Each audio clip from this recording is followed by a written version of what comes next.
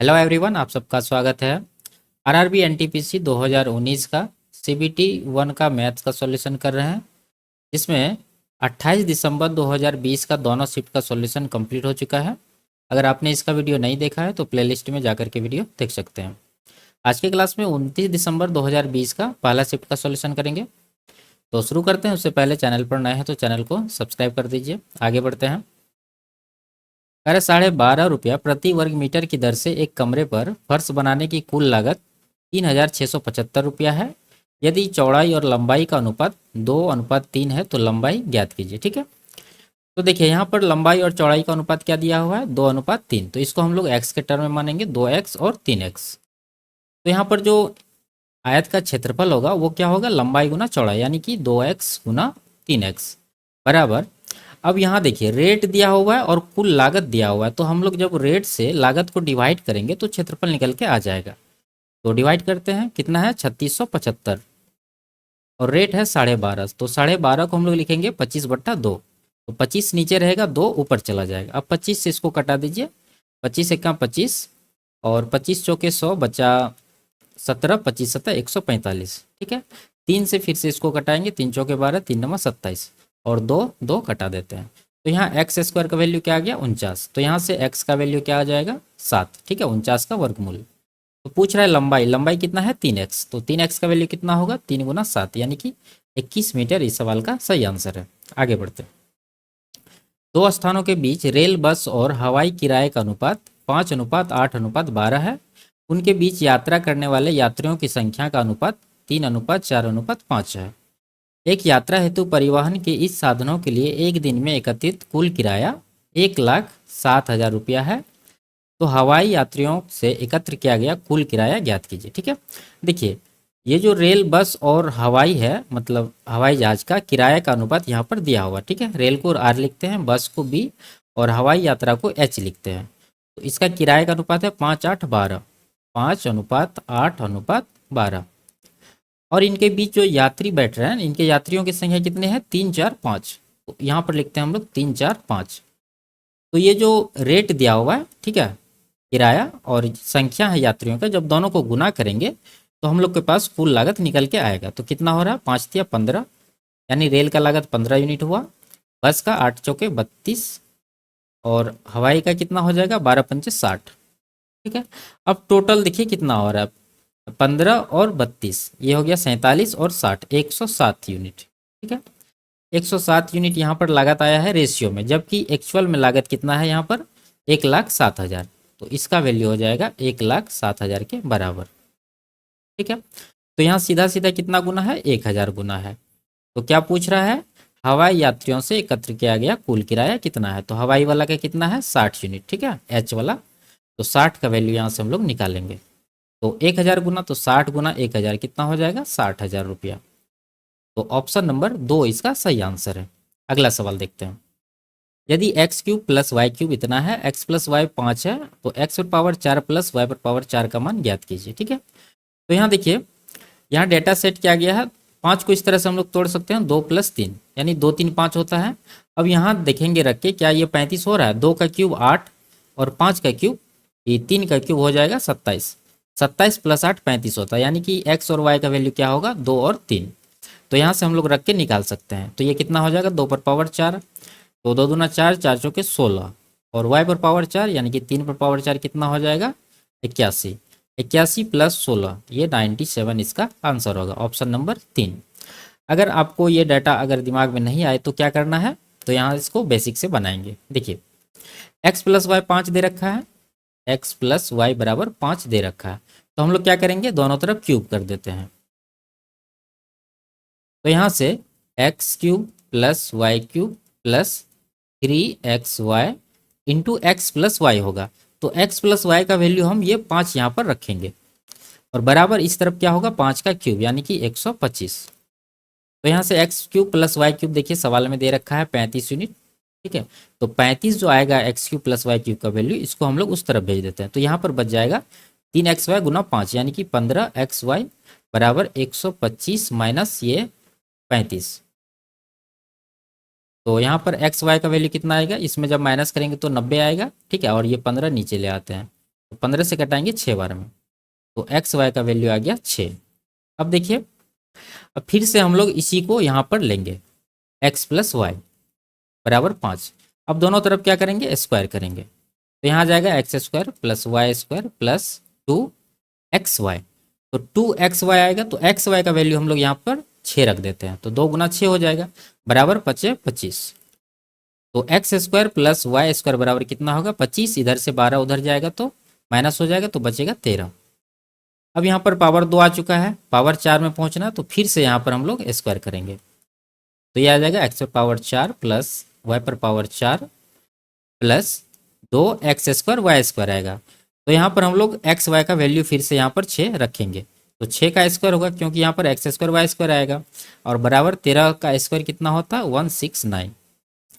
तो एक्स पर power 4 plus y पर पावर 4 बराबर हो जाएगा 169 माइनस ये, इसका वैल्यू कितना हुआ 6 4 36 दूना 72, तो 72 इसमें माइनस करेंगे तो 97 इसका आंसर आएगा, ऑप्शन नंबर सी। आगे बढ़ते हैं। दो संख्याओं के एलसीएम और एचसीएफ का योग और अंतर 369 और 351 है। यदि एक संख्या 72 है तो दूसरी संख्या ज्ञात कीजिए। देखिए, एलसीएम को हम लोग मान लेते हैं x है और एचसीएफ को मान लेते हैं y है, तो दोनों का योग कितना है 369, यानी x प्लस वाई बराबर है 369, और दोनों का अंतर है 351, यानी x माइनस वाई बराबर 351 करेंगे। तो यहाँ पर दोनों समीकरण को जब जोड़ देंगे तो y y कट जाएगा, तो बचेगा 2x बराबर, ये दोनों जोड़ के कितना हो रहा है 9 1 10 बचा 1 6 5 11 1 12 बचा 1 3 3 6 1 7 720, 2 से कटा देंगे इसको 360 बार में, तो x का वैल्यू आ गया 360। तो यहाँ से y का कितना आएगा, देखिए 360 जो आया है कोई भी समीकरण में रखेंगे, तो पहला समीकरण में हम रख रहे हैं, तो x उधर जाएगा माइनस हो जाएगा, तो y का वैल्यू कितना आएगा 9। ठीक है, और आगे क्या निकालना है दूसरी संख्या, तो हम लोग जानते क्या है कि एलसीएम गुना एचसीएफ बराबर होता है पहली नंबर गुना दूसरी नंबर। ठीक है, तो एलसीएम यहाँ पर कितना आया है 360 गुना एचसीएफ कितना आया है 9 बराबर पहला नंबर यहाँ पर दिया हुआ 72 और दूसरा निकालना है यानी कि n2, तो 72 से 360 कट जाएगा 5 बार में, 5 गुना 9 यानी कि 45 n2 का वैल्यू आया, यानी दूसरा नंबर क्या होगा 45, ऑप्शन नंबर 1 इसका सही आंसर है। आगे बढ़ते हैं। ये सवाल इंग्लिश में था, हिंदी में हम समझा देते हैं आपको। क्या कह रहा है कि find the sum of the greatest 3 digit number and the smallest 4 digit number that have 24 as their HCF, यानी 3 अंकों की सबसे बड़ी संख्या और सबसे छोटी संख्या का योग ज्ञात कीजिए जिसका एचसीएफ क्या है 24 है। तो हम लोग यहाँ पर देखेंगे कि 3 अंकों की सबसे बड़ी संख्या कौन सी है जो 24 का मल्टीपल होगा, तो 3 अंकों की सबसे बड़ी संख्या पहले लिखते हैं 999, और 4 अंकों की सबसे छोटी संख्या 1000। अब देखेंगे कि क्या 999 24 का मल्टीपल है। देखिए यहाँ पर 24 से डिवाइड करते हैं 999 को, तो 24 चौकी 96 जाएगा, बचेगा 3 39 आया, 24 से कहाँ 24 जाएगा, यानी 999 24 का मल्टीपल नहीं है। तो मल्टीपल बनाने के लिए क्या करना पड़ेगा, ये जो यहाँ पर शेषफल आया है कितना आ गया 5 और 1 15 आ गया है, ये 15 इसमें माइनस करना पड़ेगा। ठीक है, तो हम लोग 15 इसमें माइनस कर देते हैं, कितना आ गया 4 8 9, यानी 984 3 अंकों की वह सबसे बड़ी संख्या है जो 24 का मल्टीपल है। अब इसी तरह से 1000 को भी करेंगे, तो 24 से 1000 को डिवाइड करते हैं, 24 चौके 96 जाएगा, बचेगा 4 40 हुआ। अब देखिए 24 से 40 नहीं कट रहा है, और इसको 1000 से बड़ी संख्या थोड़ा सा लेंगे, तो हम लोग को क्या करना पड़ेगा 1000 में क्या जोड़ना पड़ेगा कि 24 से कट जाए। तो यहाँ देखिए 24 दूना 48 होता है, जबकि यहाँ पर 40 है, तो इसमें जब हम लोग 8 जोड़ देंगे तो ये 48 बन जाएगा जो कि 24 से कट जाएगा। इसका मतलब हुआ कि 1000 में हम लोग को क्या जोड़ना पड़ेगा 8 जोड़ना पड़ेगा, तो वो संख्या क्या निकल के आएगा 1008, जो कि होगी 4 अंकों की सबसे छोटी संख्या और 24 का मल्टीपल। ठीक है, यही दोनों नंबर है, और इन दोनों का एचसीएफ 24 होगा। कैसे, देखिए इसका जो भागफल आया है वो क्या है 41 और 42, ये दोनों सहअभाज्य संख्या है, यानी कि को प्राइम नंबर है, तो ये दोनों को को प्राइम रहना जरूरी है, अगर को प्राइम नहीं रहता तो ये गलत हो जाता। ठीक है, तो दूसरा नंबर हम लोग को देखना पड़ता। तो यहाँ पर दोनों का योगफल पूछ रहा, तो हम लोग क्या करेंगे दोनों को जोड़ेंगे, कितना हो जाएगा 9 1000 1900 हो गया, 84 8 92, यानी 1992 इसका सही आंसर है, ऑप्शन नंबर बी। आगे बढ़ते हैं, इसको सरल करना है। देखिए ये क्या हो रहा है 62/5, यहाँ पर 62/5, और ये जो है यहाँ से यहाँ तक सब गुना में ही है, सबको कटा देते हैं। देखिए 7 7 कट जाएगा, 9 दूना 18, अब नहीं कटने वाला है, क्या हो गया 8 दूना 16/5, यहाँ माइनस से आगे माइनस देंगे 16/5, ठीक है। यहाँ देखिए ये दोनों गुना में है, 4 चौके 16 और 5 से 5 बार में, यानी 4/5 हो गया प्लस में। अब सबका हर बराबर है तो सिंपल हम लोग ऊपर में जोड़ जाड़ कर देंगे। तो नीचे आ गया 5, ऊपर कितना आ जाएगा 4 और 62, 66 हुआ। 66 में 16 माइनस कर देंगे तो बचेगा कितना 50। फिर इन दोनों को कटा देते हैं, 5 दाही 50, 10 इस सवाल का सही आंसर होगा। आगे बढ़ते हैं, इसको सरल करना है। देखिए 186 है और यहाँ गुना है, यहाँ कोष्टक है, तो इन दोनों का वैल्यू कितना होगा, 13 में से 9 घटा 4 और यहाँ पर 2, 24 हुआ। 24 गुना 7 करेंगे तो कितना होगा, 12 सत्ते 84 गुना 168 हो गया ये। अब 186 में 168 माइनस करेंगे तो कितना आएगा, 16 में से 8 घटा 8, यहाँ पर 1, 18 आ गया। और यहाँ पर कितना आएगा, 5 से 25 को डिवाइड करेंगे तो 5, यानी इधर आ गया पूरा वैल्यू 18 और यहाँ पर आया है 5 और बीच में है प्लस, तो 18 + 5 23 इस सवाल का आंसर होगा। आगे बढ़ते हैं, इसको निकालना। ठीक है, देखिए इसको हम लोग इस तरह से लिख सकते हैं, cos 20 है, cos 40 है, cos 80 है, तो cos 40 को पहले लिखते हैं cos 60 - 20 डिग्री। ठीक है, उसके बाद गुना है, ये cos 20 लिखते हैं और फिर गुना है, उसके बाद cos 80 को हम लोग लिख सकते हैं क्या, 60 + 20। देखिए 60 में लिख दिए 60 - 20, 20, 60 + 20, ये बहुत ही फेमस है।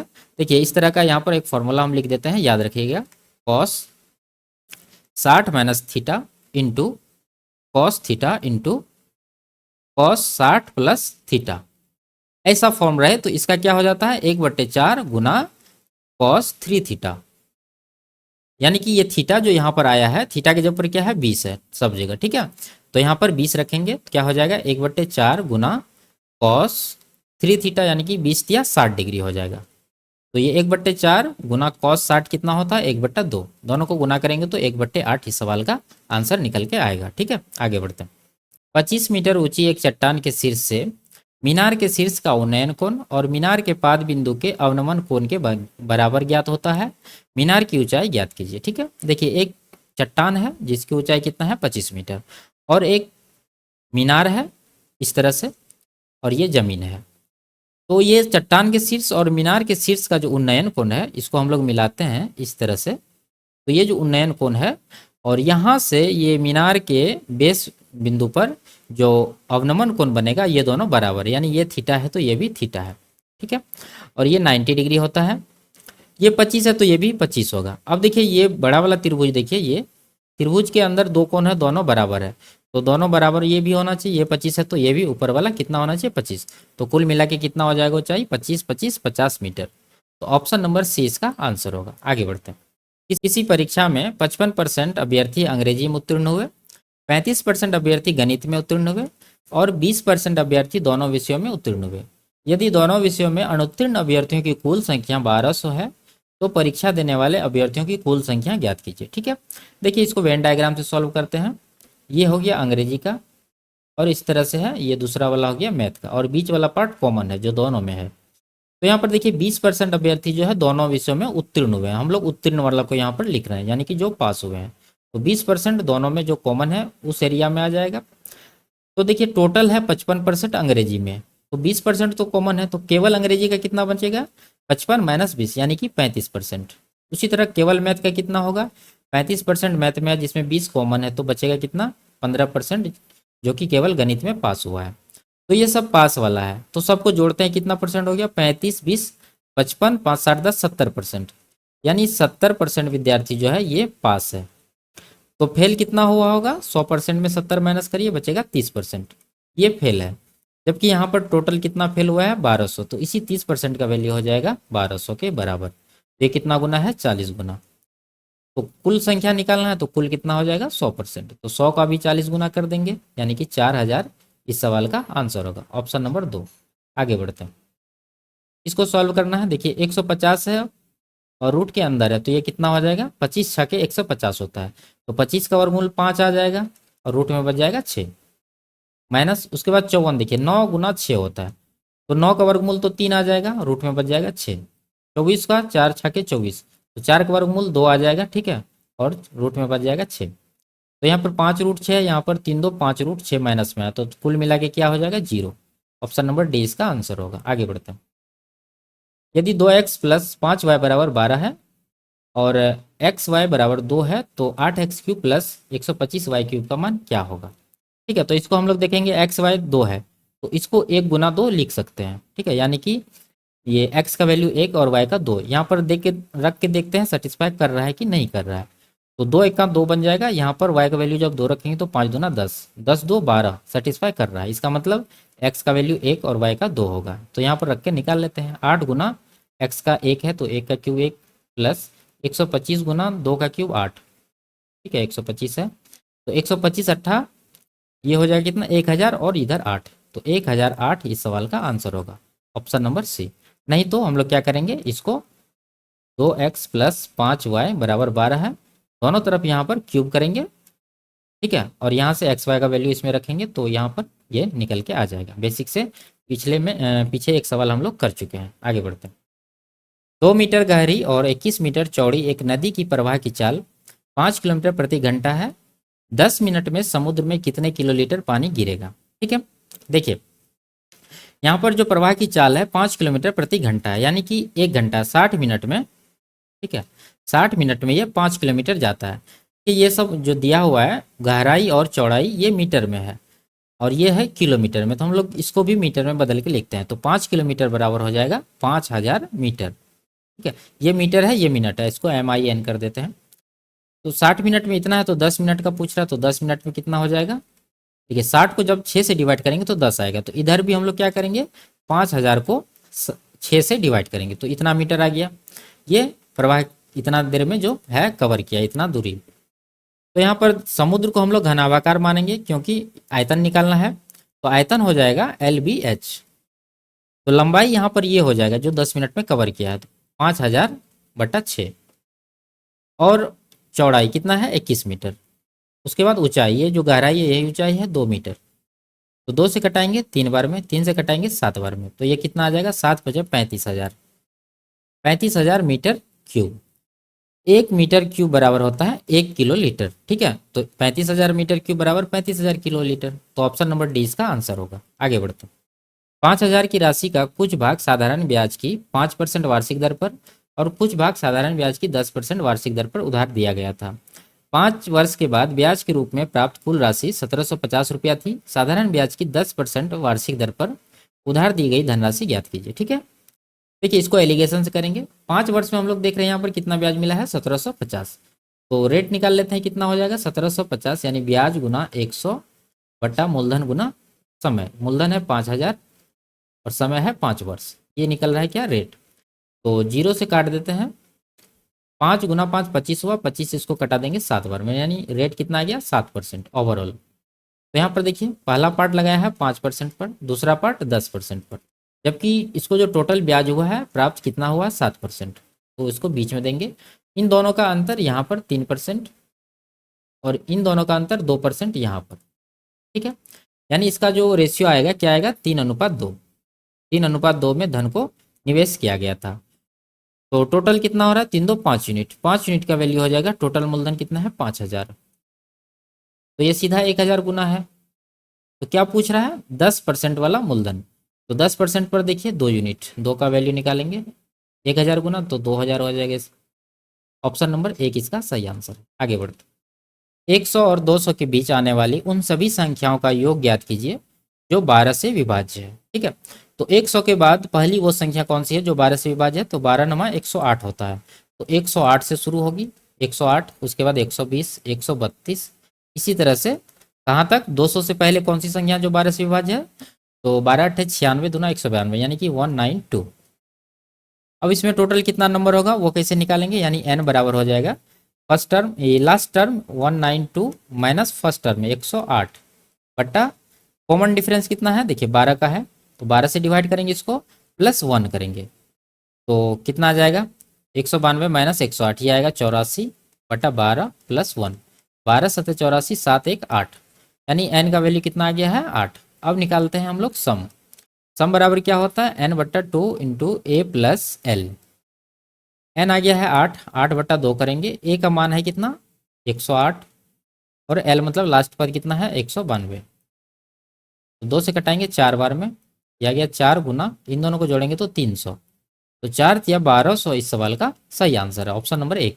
आगे बढ़ते हैं। ए, बी और सी किसी कार्य को क्रमशः 40, 60 और 80 दिन में पूरा करते हैं।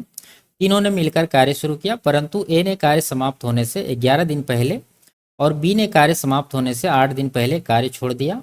पूरे कार्य के पूर्ण होने में कितने दिन लगेंगे? ठीक है, तो हम लोग पहले ए बी सी का कार्य क्षमता निकालते हैं। ए करते हैं 40 दिन में, बी करते हैं 60 दिन में, सी करते हैं 80 दिन में। तीनों का एलसीएम आ जाएगा 240। इसको डिवाइड करेंगे तो 6 आएगा, यहाँ पर 4 आएगा, यहाँ पर 3 आएगा। ठीक है, अब यहाँ पर कंडीशन क्या है कि ए जो है कार्य समाप्त होने से पहले ही छोड़कर जा रहा है। तो ऐसा कंडीशन में हम लोग क्या करते हैं, जो काम छोड़कर जाता है जितना दिन पहले उतना दिन काम उससे करवा लेते हैं। जैसे यहाँ पर ए 11 दिन पहले जा रहा है तो इससे 11 दिन का काम करवाएंगे। तो कितना काम होगा 11 दिन में? ए का कार्य क्षमता है 6, तो 6 गुना 11 यानी कि 66 यूनिट काम और होगा। तो 66 इसमें हम लोग जोड़ देंगे। उसी तरह से बी का भी, बी 8 दिन पहले जा रहा है तो बी का 8 दिन का काम कितना हो जाएगा? 4 8 32, तो 32 यूनिट इसमें जोड़ देंगे। अब जाके टोटल काम कितना हो गया? 240 60 2 300 और 32 6 38, 338 यूनिट। अब इसको तीनों मिलकर करेगा, तीनों का कार्य क्षमता कितना हो जाएगा? 6 4 10 10 3 13, 13 से इसको डिवाइड करेंगे तो 13 दूना 26, 7 78 हुआ, 13 छके 78, यानी कि 26 दिन में पूरा काम कंप्लीट हुआ। ऑप्शन नंबर ए इसका सही आंसर है। आगे बढ़ते हैं। राणा और रणवीर के बीच एक चुनाव में राणा को कुल मतों का 40% प्राप्त हुआ और वह 60,000 मतों से हार गया। चुनाव में रणवीर को प्राप्त कुल मतों की संख्या ज्ञात कीजिए। देखिए, राणा को कुल मत का 40% प्राप्त हुआ है, तो ये रणवीर को कितना मिला होगा? रणवीर को मिला होगा 60%, जो कि चुनाव जीता है। तो जीतने वाले और हारने वाले के बीच का गैप कितना है? 60,000। यहाँ पर कह रहा है कि 60,000 मतों से हार गया, तो दोनों में परसेंटेज गैप देखिए, 60 और 40, 20% का गैप है। इसी का वैल्यू हो जाएगा यहाँ पर 60,000। तो ये कितना गुना है? तो ये हो जाएगा 3 20 या 60, यानी 3,000 गुना है। ठीक है, तो कुल मतों की संख्या ज्ञात करना है किसका? रणवीर का। तो रणवीर का कितना है? 60%, तो 60% हम लोग निकाल देते हैं यहाँ पर। 60 गुना 3 यानी कि 1,80,000 इस सवाल का आंसर होगा। Option number C. आगे बढ़ते हैं। ये सवाल इंग्लिश में है। देखिए यहाँ पर A B C D J square, ठीक है, ए बी सी डी एक वर्ग है, यहाँ पर बना देते हैं एक वर्ग। इसका नाम है ए बी सी डी। आगे क्या कह रहा है कि x is the mid point of A B, यानी x जो है ए बी का मध्य बिंदु है। तो ए बी का मध्य बिंदु यहाँ पर x है। y is a point on B C such that B Y बराबर 1/3 ऑफ बी सी, यानी जो बी सी पर y एक बिंदु है जो कि बी सी का 1/3 है। तो बी सी का 1/3 यहाँ पर मान लेते हैं y है। और आगे क्या कह रहा है? If the area of B X Y is equal to 300 centimetre square, find the length of diagonal A C, यानी ए सी का लंबाई निकालना है। यदि त्रिभुज एक्स बी वाई, ये त्रिभुज का क्षेत्रफल कितना है? 300 मीटर स्क्वायर। यहाँ पर सवाल में कह रहा है 300 सेंटीमीटर स्क्वायर। देखिए, ये ए बी का आधा है, ये ए बी सी का 1/3 है, यानी कि आधा 1/2, 1/3 मतलब 1/3। तो वर्ग का चारों भुजा बराबर ही होता है, तो हम लोग क्या करते हैं, वर्ग का जो भुजा है इन दोनों का गुणनफल, यानी कि 3 दूना 6 और एक्स के टर्म में मानते हैं, यानी कि 6x। वर्ग का भुजा कितना है? 6x। तो यहाँ से देखिए बी एक्स का लंबाई कितना होगा? ये जो x है ए बी का मध्य बिंदु है, तो बी एक्स हो जाएगा कितना? 6x का आधा, यानी कि 3x। उसी तरह से बी वाई कितना हो जाएगा? बी सी है कितना? 6x, तो बी वाई 1/3 है, तो 6x का 1/3 कितना हो जाएगा? 2x। अब ये त्रिभुज कौन सा है? समकोण। तो त्रिभुज का क्षेत्रफल यहाँ पर हो जाएगा 1/2 गुना आधार 2x गुना ऊंचाई 3x। सवाल में दिया हुआ यही क्या? 300 सेंटीमीटर स्क्वायर, तो इसको 300 के बराबर करेंगे। तो 2 2 काट देते हैं, 3 से इसको कटाएंगे 100 बार में, तो यहाँ पर x गुना एक्स स्क्वायर हो जाएगा, इधर है 100, तो x का वैल्यू यहाँ से आ गया 100 का वर्गमूल 10। ठीक है, तो इसका जो है वर्ग का भुजा वो कितना आ जाएगा? 6x है, तो 6 गुना 10 यानी कि 60। इसका विकर्ण पूछ रहा है, तो वर्ग का विकर्ण होता है √2a, यानी √2 गुना 60, 60 √2 इस सवाल का आंसर होगा। आगे बढ़ते हैं। A B and C can complete a job in 5 days। ठीक है, ए है A plus B plus C, ये 5 दिन में काम को कर सकते हैं। आगे क्या है? B C D can complete the same job in 10 days, यानी B plus C plus D, ये तीनों उसी काम को 10 दिन में कर सकते हैं। उसी तरह आगे है C D A, C plus D plus A, ये तीनों उसी काम को 15 दिन में कर सकते हैं। आगे है डी ए बी, ठीक है, डी प्लस ए प्लस बी, ये तीनों मिलके उसी काम को 30 दिन में कर सकते हैं। तो पूछ रहा है कि how long A B C and D together will take to finish the job, यानी इसी काम को ए बी सी डी चारों मिलकर करने में कितना टाइम लेगा। तो हम लोग निकालते हैं यहाँ पर, देखिए 5 10 15 30, तीनों का चारों का एलसीएम आ जाएगा 30, डिवाइड करेंगे 6 आएगा, यहाँ पर आ जाएगा 3 और यहाँ पर आ जाएगा 2 और यहाँ पर आ जाएगा 1, ठीक है। अब ए बी सी डी का पूछ रहा तो उसका एफिशिएंसी निकालना होगा। तो हम लोग क्या करेंगे, जब इन सबको जोड़ेंगे तो देखिए 3 बार ए आएगा, एक बार यहाँ पर है, एक बार यहाँ पर, एक बार यहाँ पर, 3 बार बी भी आएगा, 3 बार सी भी, 3 बार डी भी। तो इसको हम लोग लिखेंगे 3 into A plus B plus C plus D, ठीक है, बराबर कार्य क्षमता को भी जोड़ना पड़ेगा, 6 3 9 2 11 1 12। तो यहाँ से 3 से 12 को कटा देते हैं 4 बार में। तो ए प्लस बी प्लस सी का कार्य क्षमता कितना आ गया, 4 यूनिट। इसी के बारे में पूछ रहा है कितना समय लेगा। टोटल वर्क है 30, 30 को 4 से डिवाइड करते हैं तो कितना आ जाएगा, 7.5 दिन, यानी 7/1/2। ऑप्शन नंबर डी इसका आंसर है। आगे बढ़ते हैं, इसको सरल करना है। देखिए यहाँ पर भाग है, कटा देते हैं इसको, 0.9 टाइम ये कट जाएगा और इन दोनों को गुना करेंगे तो कितना होगा, 23 यानी 6.9। अब जोड़ वाला जितना सबको जोड़िए, 24 5 29 29.9, 29.9 में माइनस करेंगे 6.9 तो कितना बचेगा, 23। आगे बढ़ते, कह रहा है यदि ये दिया हुआ है, सब में स्क्वायर लगा हुआ है, इसका वैल्यू कितना है 1015, तो इसका वैल्यू क्या है, ठीक है। देखिए इसका मान निकालना है, तो यहाँ पर 3 का स्क्वायर है, 6 का स्क्वायर है, 9 का स्क्वायर है, जबकि यहाँ पर क्रम में 1 2 3 4 इस तरह से दिया हुआ। तो इसमें से हम लोग जब 3 पर पावर 2 कॉमन लेंगे तो क्या बचेगा अंदर, 1 का स्क्वायर प्लस 2 का स्क्वायर प्लस 3 का स्क्वायर, इसी तरह से जाते जाएगा, ठीक है। और यहाँ पर बच जाएगा लास्ट में 14 का स्क्वायर। तो ये वाला वैल्यू ऑलरेडी यहाँ पर सवाल में दे रखा है। यहाँ पर 3 तिया 9 हो जाएगा, 9 गुना इसका वैल्यू यहाँ पर 1015, तो ये गुना करेंगे तो कितना हो जाएगा, 9000 और 15 नंबर 135, 9135 इसका आंसर होगा, ऑप्शन नंबर 1। आगे बढ़ते हैं, कोई धनराशि एक निश्चित वार्षिक चक्रवृद्धि ब्याज दर पर 2 वर्ष में बढ़कर इतना और 3 वर्ष में बढ़कर इतना हो जाती है, ब्याज दर ज्ञात कीजिए। देखिए 2 वर्ष से 3 वर्ष कितना का ब्याज मिला है यहाँ पर, जब अंतर लेंगे तो ये बनेगा 1210 रुपया, ठीक है। अब 1210, देखिए ये जो है अगर तीसरे वर्ष के लिए ये मूलधन है, तो इसी पर ये रेट मिला है, ब्याज मिला है, तो कितना परसेंट है, 10%।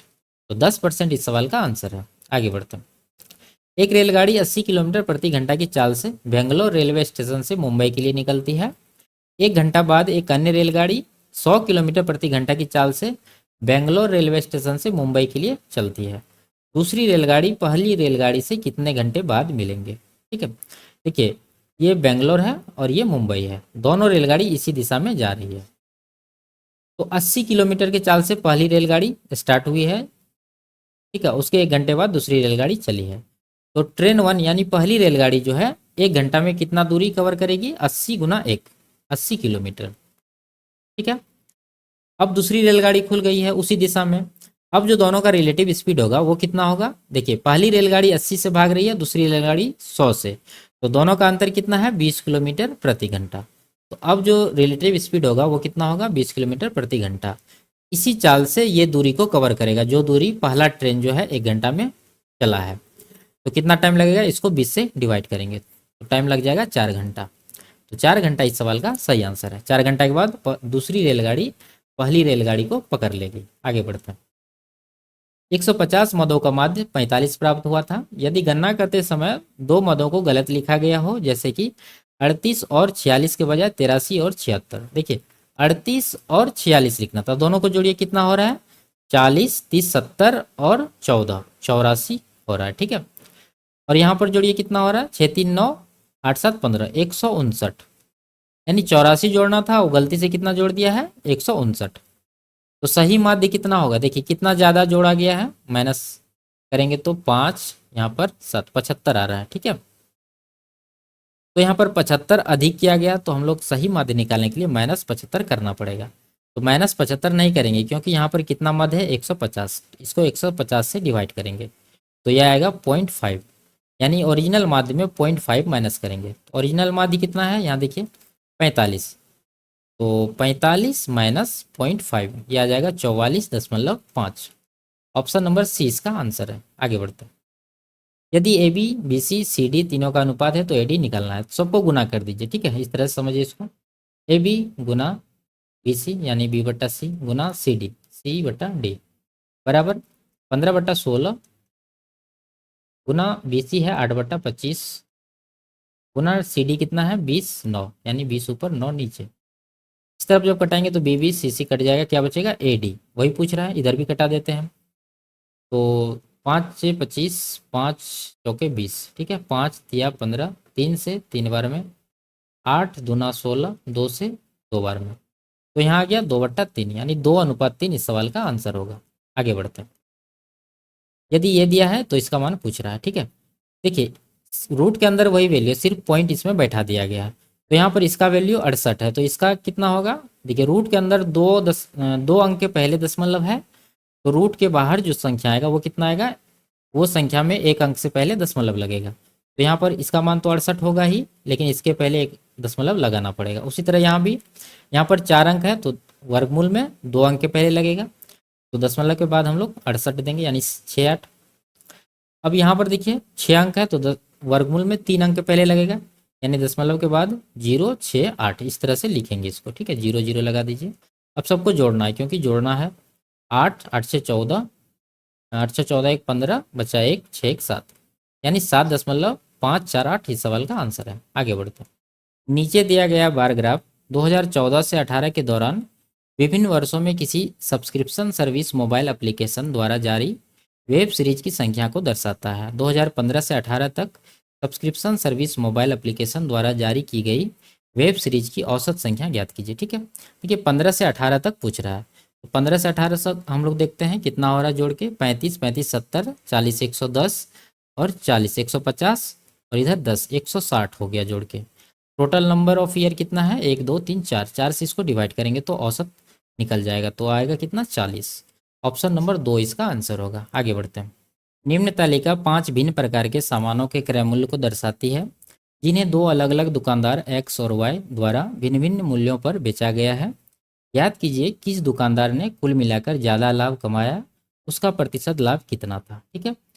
तो यहाँ पर सामान का नाम दिया हुआ है, कॉस्ट प्राइस है, तो जोड़ के देखते हैं कॉस्ट प्राइस कितना हो रहा है। 9 3 12 1 13 13 7 20 बचा 2 2 7 9 1 10 5 15 15 8 23 23 2 25 बचा 2 2 1 3 2 5 3 8 4 12 2 14। कॉस्ट प्राइस आ गया सभी सामान का 1450। अब एक्स का सेलिंग प्राइस कितना है देखते हैं जोड़ के। 0 है, ठीक है। 5 9 14 26 2 22 8 30 बचा 3 3 2 5 4 9 3 12 2 14 1 15, इसका आ गया 1500। अब इसका देखते हैं वाई का। 5 7 12 5 17 5 22 बचा 2 2 3 5 5 10 2 12 7 19 बचा 1 2 1 3 5 8 3 11 2 13 1 14 1492। तो यहाँ पर एक्स का ज़्यादा है, ज़्यादा वाला ही पूछ रहा, तो हम लोग एक्स का निकालेंगे। तो एक्स तो आंसर आएगा ही, लेकिन परसेंटेज निकालना होगा। देखिए 1450 का सामान 1500 में एक्स ने बेचा है, तो यहाँ पर 50 का प्रॉफिट कमाया है 1450 के ऊपर। तो कितना परसेंट होगा, यहाँ पर गुना करके 100% से निकाल देते हैं। 0 0 कटेगा 5 से, 5 दूना 10 5 9 45। ये 29 से कटाएंगे, ये कितना बार में 29 तिया 87, ठीक है, इसको इससे डिवाइड कर रहे हैं। 29 तिया 87 बचा 13, दशमलव देंगे तो 0 आएगा। 29 चौके 116 हो रहा है, ठीक है। 3.4 के अप्रॉक्स में एक्स ये वाला आंसर होगा, ऑप्शन नंबर बी, ठीक है। आगे बढ़ते हैं। नीचे दिया गया बार ग्राफ 2014 से 18 के दौरान भिन्न वर्षों में किसी सब्सक्रिप्शन सर्विस मोबाइल एप्लीकेशन द्वारा जारी वेब सीरीज की संख्या को दर्शाता है, और लाइन ग्राफ 5 स्टार से कम रेटिंग वाली वेब सीरीज की संख्या को दर्शाता है। 2014 से 18 के दौरान 5 स्टार और उससे अधिक रेटिंग वाले वेब सीरीज के लगभग कुल प्रतिशत ज्ञात कीजिए। क्या 14 से 18 देखना है, 14 से 18 सभी को, ठीक है। टोटल ये दिया हुआ है बार ग्राफ, तो टोटल कितना हो रहा है जोड़ के 30 35, यहाँ पर सबको जोड़ते हैं 30 30 60 30 90 40 130 40 170 10 80 10 90 यानी कि 190 हो रहा है, ये टोटल है। अब इसमें जो लाइन ग्राफ है ये कह रहा है कि 5 स्टार से कम वाला का रेटिंग है ये लाइन ग्राफ। तो 5 स्टार से कम वाला कितना है 6 9 15 15 11 26 26 2 28 10 38 2 40 10 50, यानी 50 जो है ये 5 स्टार से कम रेटिंग वाला है। तो 5 स्टार से अधिक रेटिंग वाला कितना होगा जो कि पूछ रहा है, वो हो जाएगा 190 और ये 50 इसमें माइनस करते हैं तो आएगा कितना 140। तो परसेंटेज निकालना है तो 140 बट्टा 190 गुना 100 करके निकालेंगे यहाँ पर। तो 0 0 काट देते हैं तो आ गया कितना 19 को डिवाइड करेंगे 1400 से। 140 गुना 10 1400, तो 19 सत्ते 133 आ रहा है, 7 70 हुआ, 19 चौके 76 जाएगा। ठीक है, 74% के अप्रॉक्स इसका आंसर होगा, ऑप्शन नंबर ए। आगे बढ़ते हैं। 8 मेजों का लागत मूल्य 5 मेजों के विक्रय मूल्य के बराबर है, प्रतिशत लाभ। तो इस तरह के सवाल में लागत मूल्य ये हो जाएगा 5 और विक्रय मूल्य हो जाएगा 8, यानी 5 का सामान जो है 8 में बिक रहा है। तो कितना प्रॉफिट हो रहा है 3 यूनिट। 3 यूनिट प्रॉफिट हो रहा है 5 के ऊपर, कितना परसेंट होगा 1/5 होता है 20%, तो 3/5 होगा 60%। ऑप्शन नंबर ए इसका सही आंसर है। आगे बढ़ते हैं। समबाहु त्रिभुज एबीसी की भुजा 28 सेंटीमीटर है। एक अन्य समबाहु त्रिभुज पीक्यूआर की भुजा की माप ज्ञात कीजिए जिसका क्षेत्रफल त्रिभुज एबीसी के क्षेत्रफल के 16 गुने के बराबर है। ठीक है, देखिए दोनों त्रिभुज है, त्रिभुज एबीसी और त्रिभुज पीक्यूआर। इसका क्षेत्रफल का अनुपात यहाँ से हम लोग निकाल सकते हैं। क्या कह रहा है कि पहला त्रिभुज का 16 गुना के बराबर है, यानी त्रिभुज एबीसी का क्षेत्रफल जब 1 यूनिट है तो पी क्यू आर का कितना है 16, तो इसका भुजा का जो अनुपात होगा इसके वर्गमूल के अनुपात में होगा, यानी कि 1:4 हो जाएगा। इसी तरह से हम लोग निकाल सकते हैं, त्रिभुज रहे वर्ग रहे या वृत्त रहे, किसी का भी वृत्त में रेडियस रहता है, यानी कि भुजा का अनुपात अगर x अनुपात y है, ठीक है, भुजा का अनुपात, तो एरिया का अनुपात हो जाएगा x का स्क्वायर y का स्क्वायर। ठीक है, तो यहाँ पर पहला त्रिभुज का भुजा 1 यूनिट है, इसका वैल्यू हो जाएगा कितना 28 सेंटीमीटर। तो दूसरा का कितना हो जाएगा 1 का 28 तो 4 का 28 गुना 4, 112 सेंटीमीटर इसका सही आंसर है, ऑप्शन नंबर डी। आगे बढ़ते हैं। एक सभागार में 6889 विद्यार्थी इस प्रकार बैठे हुए हैं कि एक पंक्ति में उतने ही विद्यार्थी हैं सभागार में जितनी पंक्तियां हैं। सभागार में कुल कितनी पंक्तियां हैं, तो पंक्तियां के बराबर विद्यार्थी है तो इसका वर्गमूल लेंगे, वही इसका आंसर होगा, यानी 6889 का वर्गमूल। तो 8 से लगाएंगे, 8 गुना 8 64 हो जाएगा, बचेगा 4, 89 आएगा, 489 हुआ, 8 इसमें जोड़ेंगे 16 हुआ, 3 बार में ये जाएगा, 163 या 489 हो जाएगा। तो वर्गमूल कितना आया है 63, यही इस सवाल का आंसर होगा। आगे बढ़ते हैं। यदि कुछ आंकड़ों के माध्य और माध्यिका का अनुपात 4:5 है तो इनके माध्य और बहुलक का अनुपात ज्ञात कीजिए। ठीक है, तो यहाँ पर इंपायरिकल रिलेशन हम लोग लगाएंगे, वो क्या होता है बहुलक बराबर, पहले भी हम कई बार बता चुके हैं, 3 गुना माध्यिका माइनस 2 गुना माध्य। ठीक है, तो यहाँ जो रेशियो दिया हुआ है इसको x के टर्म में लिखिए, यानी कि 4x।